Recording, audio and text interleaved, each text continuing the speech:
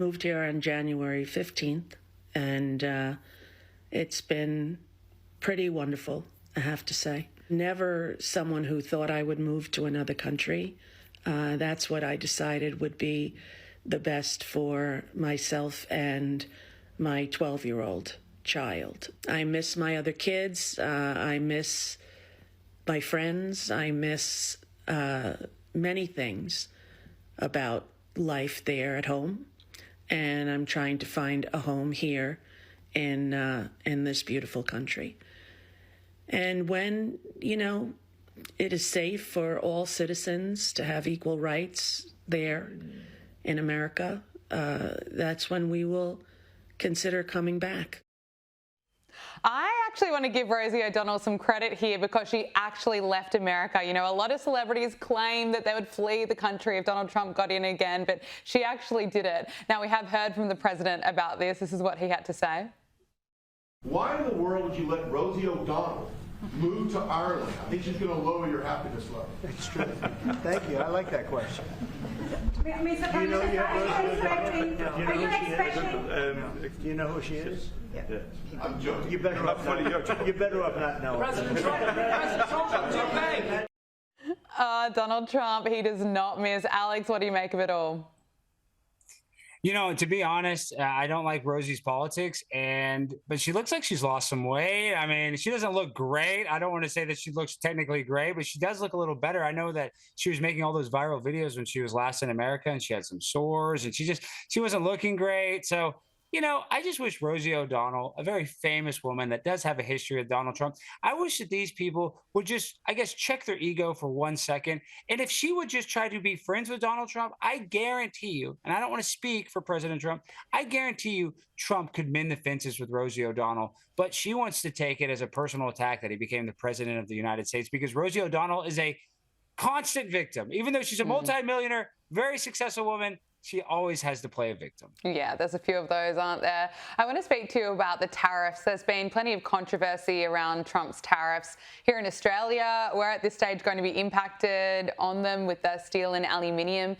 And of course, they're not really seen as a good thing, but it's interesting to watch this play out. Ontario's Premier backed down in the trade war. He said that he was temporarily suspending his planned 25% surcharge on electricity exported to the US after Howard Lutnick agreed to renew trade talks. And of course, his decision came after the president threatened to double tariffs on Canadian steel and aluminium. What's your reaction to all this? How are people in America feeling about the trade war? A lot of people in America are kind of confused because we're getting multiple different stories from multiple different media outlets. People are saying that our economy is going to crash. But every time that Trump puts one of these tariffs or threatens to do one of these tariffs, all of these other countries immediately just stop doing whatever they're doing to be adversarial to our country. So Donald Trump is winning by just threatening these tariffs. So I love that he's doing it. But I also love the fact that we've been giving away money left and right to other countries. You see what Elon Musk is doing with Doge. We've wasted so much money on not even helping other countries, basically just wasting it. So yes, this is a much better thing that's happening. And honestly, like I said, I don't want Australia to be victims. I don't want you guys to go to the grocery store and be affected by the tariffs that Donald Trump is putting in place. But I do feel like we cannot have a country that is getting taken advantage of constantly when it comes to our geopolitical relations. So I think what we're doing is something we need to do a long time ago and put America first and try to make a system where we can benefit and other countries can benefit, so we are mutually benefiting from our trade with one another. It's not that hard of a concept. There should be two winners instead of one winner and one loser when it comes to our international trades. Well, it's an issue that's being brought up in the White House. Press Secretary Caroline Leavitt shut down an Associated Press reporter over the issue. Let's take a look. When President Trump last addressed the BRT when he was on the campaign trail, his big push was on tax cuts. He's going there today as he's proposing tax hikes in the form of tariffs. Not and true. I'm curious He's not doing why that. he's prioritizing that over the tax cuts. He's actually not implementing tax hikes. Tariffs are a tax hike on foreign countries that, again, have been ripping us off. Tariffs are a tax cut for the American people, and the president is a staunch advocate of tax cuts. I'm sorry, have you ever paid a tariff? Because I have. That's They it. don't get charged on foreign companies, they get charged on the importers. And ultimately, when we have fair and balanced trade, which the American people have not seen in decades, as I said at the beginning, revenues will stay here, wages will go up, and our country will be made wealthy again. And I think it's insulting that you're trying to test my knowledge of economics and the decisions that this president has made. I'm now regret giving a question to the Associated Press. She is so strong. I've had several exchanges with politicians in press conferences, and I understand they can get very heated, but Caroline Leavitt is proving to be such a boss in this situation, and just there's such a massive difference between Caroline and the previous one, Karine Jean-Pierre. Oh my gosh, Karine Jean-Pierre. Honestly, we did give her a lot of hate. She did an okay job considering that the president that she was representing was a literal potato. So now we know the facts that Joe Biden was basically senile. So I'll give her a little bit of credit, but Caroline Leavitt is just night and day difference. It's so much better. She goes up there and she commands the room. She's not just using a binder and scripted answers for everything. She's actually speaking extemporaneously because she's smart. And that's the difference, is that we have people that are not afraid to speak out against these journalists like the Associated Press that are trying to attack them about their knowledge on tariffs. And listen, they're not in there to have an economics lesson. They're in there to find out what decisions Donald Trump is making to help our country. Yeah. But they sit there and they want to try to, instead of being journalists, they want to be activists. And that's the big problem when it comes to the media in America. Yeah, Caroline Leavitt handled it so brilliantly. She's an amazing woman, 27-year-old mother.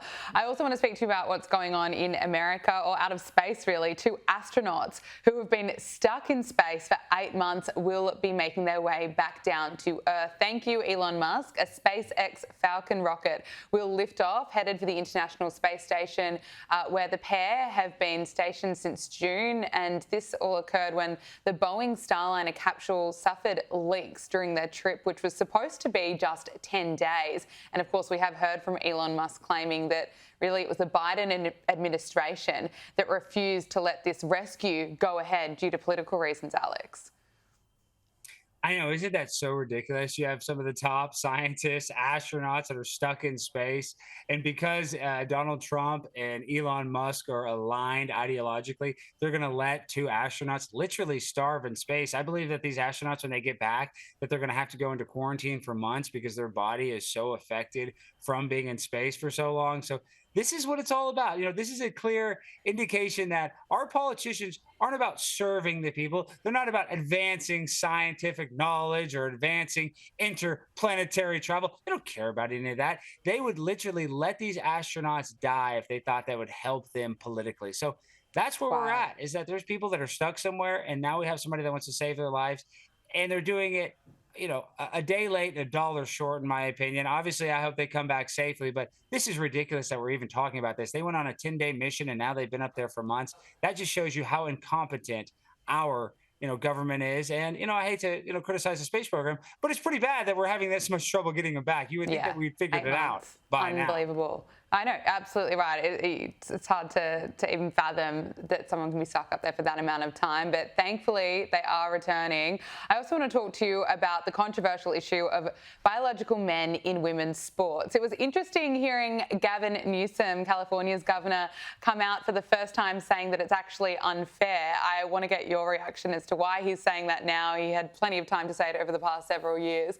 But the Trump administration has paused federal funding to Maine universities for failing to ban biological men in women's sports. Is certainly in defiance of the president's executive orders. It's great to see that Trump is taking even more action, but why does he even have to do this? Well, because we are so insane that we have Supreme Court justices like Ketanji Brown Jackson that can't even describe or articulate what a woman is. But forget about the fairness, because obviously that if you're a biological male and you transition, you're going to have a physical advantage against a biological female. But forget about the fairness. This is a safety issue. We've had a trans volleyball player that was literally hurting people with the way that they were spiking the ball. So this is a safety issue. We need to protect women in sports. They shouldn't have to compete against a man. And I'm so happy that we have a president in Donald Trump that is actually doing something to stop this and helping women. And that's what I noticed too. Gabriella, I was recently at a women's march for International Women's Day.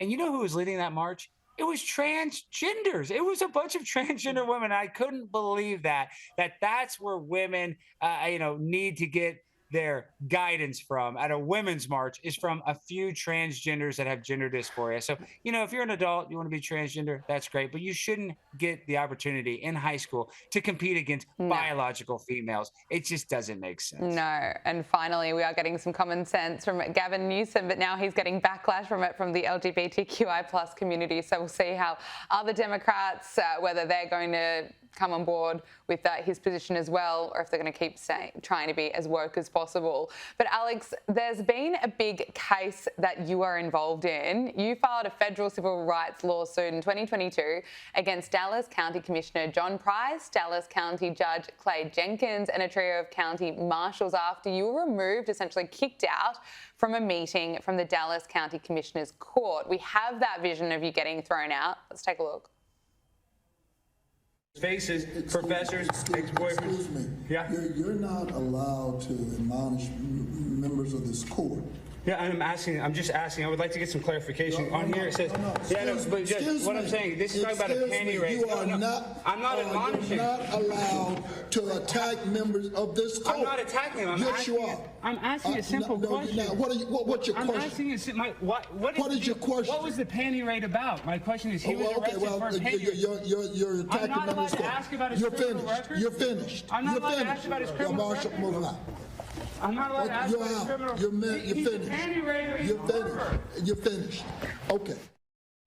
Wow, so you were essentially kicked out for seeking clarification about allegations about Jenkins, who was running for re-election at the time. So you've been arguing that this really violates your free speech as well as the court's own rules. Has a verdict been handed down? Gabriella, I'm sick to say this. We just got back from federal court today, and because they are elected officials, they have a thing that is called qualified immunity. So now, even though they did admit that they kicked me out and that they didn't even follow the rules, that an elected official is granted a little bit of leeway when they do make a mistake, and that we had to prove that they intentionally limited my free speech because of my viewpoint, which is obvious because he's a liberal candidate and I'm conservative. So they ruled not in my favor, but we have already filed our appeal. So now we're going to take it up to the 5th Court Circuit. So the journey still goes on. It's been a 3-year journey, and all they have to do is let me speak for 3 minutes. I've sued a lot of other jurisdictions. I've sued New York in one. I've sued Plano, Texas in one. And, the county judge, they do not want to let me win. So sadly, on a technicality, they did win this one, but we're appealing that. So stay tuned. My fight for free speech is not just for me. It's for other Americans that should have the ability to go and publicly criticize officials and bring up any sort of, skeletons in their closet and be able to say that in a meeting. And that's what they limited me from doing. They didn't want me to bring up the arrest for trespassing in a woman's dorm. It's a long story, very complicated, but at the end of the day, they didn't like my viewpoint. They limited my ability to speak, and we're still fighting it. So the fight goes on. Well done for fighting it. And it's already been a long road, and you're going to keep fighting. And is that why it's not just about this case? You're really fighting for free speech here. Well, 100%, because like I said, I'm not trying to virtue signal. I'm not doing this for you. I don't care if you're conservative. I don't care if you're liberal. We should be able to go and criticize our elected officials, and they shouldn't have this thing called qualified immunity where they can just kick you out and say, oopsie poopsie, I did it on a mistake. So we need to hold our elected officials accountable, and we need to make our elected officials realize that they are voted on and they are elected to work for us, and not the other way around. They're not meant to go to these meetings and work against us and limit our ability to speak freely. So sadly, the First Amendment did take a loss today, but the fight goes on. We're going to take it up to a higher court, and we are definitely eligible for the appeal. So just stay tuned. The journey, sadly, I thought I was going to get some closure today, but it looks like the fight must go on. Well, appreciate you giving us the update. Keep fighting, Alex Stein. It's so good to speak with you. Thanks for joining us on Power Hour. Thank you so much. I really appreciate you guys always having me on.